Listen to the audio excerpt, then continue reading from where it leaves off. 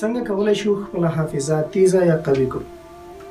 د دې لپاره چې خپله حافظه تیزه یا قوي کړو، د دې راز لپاره مونږ یو کتاب ته مراجعه کوو چې هغه قرآن کې 3 رازونه داسې راغلي دي چې چېرته دا مونږ عملي کړل نو زموږ حافظه به ډېره تیزه او ډېره قوي شي. که چېرته غواړي که هر رقم صفات کوي، که فزیکي تی کوي او که ذهني تی کوي، ستا حافظه به ډېره تیز کار کوي.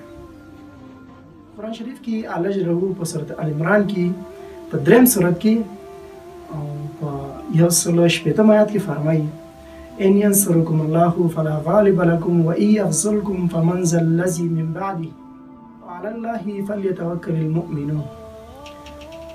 که چېرته الله د سره مرسته وکړي نو څوک دی چې په تا باندې بیرته غالب شي، او که چېرته الله د نه مرسته واخیستله نو هغه څوک دی چې تا سره مرسته وکړي. مؤمنان دې خپل باور او یقین په الله باندې وکړي. اول راز قرآن کې توکل په الله باندې ده. دویم راز په سورة العنکبوت کې سورت کې په 9 آیات کې الله فرمایي: والذین جاهدوا فینا لنهدینهم سبلنا وان الله لمع المحسنین.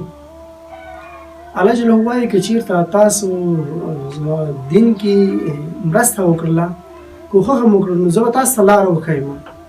او بېشکه الله چې دا نیکوکارانو سره هغه کسان چې نیکو کوونکي دي، الله پاک هغې سره دی.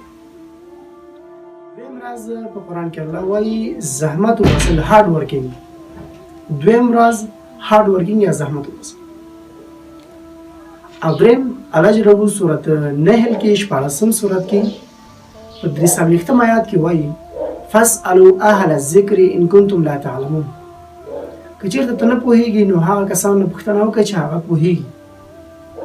دغه 3 رازونه: اول باید توکل دې په الله باندې وي. دویم باید زحمت وباسي. دریم که چېرته پوه نه شي نو چا نه پوښتنه وکړه. او څلورم که چېرته غواړي دا دعا ورسره ووایي ډېر بهتر راځي. کله چې موسی علیه السلام فرعون ته دعوت دپاره تللو نو دا دعا یې ویلله: قال رب اشرح لي صدري ويسر لي امري واحلل عقدة من لساني يفقهوا قولي. موسی علیه السلام الله ته ویل: قال رب اشرح لي صدري، اے رب، اے زما ربه، ما ته مې سینه خلاصه کړه، پراخه کړه. ويسر لي امري، او ما ته مې کار آسان کړه.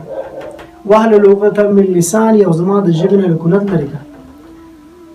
ويفقهوا قولي، تر څو زما په قول باندې هغوی پوه شي، زما په خبرو باندې هغوی پوه شي.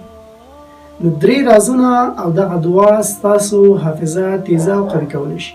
اول کومک د الله په توکل په الله باندې وکړه. دویم زحمت وباسئ. دریم که چېرته نه پوهېږي نه پوښتنه وکړه. دې 3 نه علاوه تاسو دعا هم ورسره ویلی شي. دې 3 نه علاوه هغه دعا هم ویلی شي چې موسی علیه السلام کله ویلي. د نور ویډیوګانو لپاره زموږ چینل سره سبسکرایب کړئ، خپل نظریات مو وکړئ. السلام علیکم.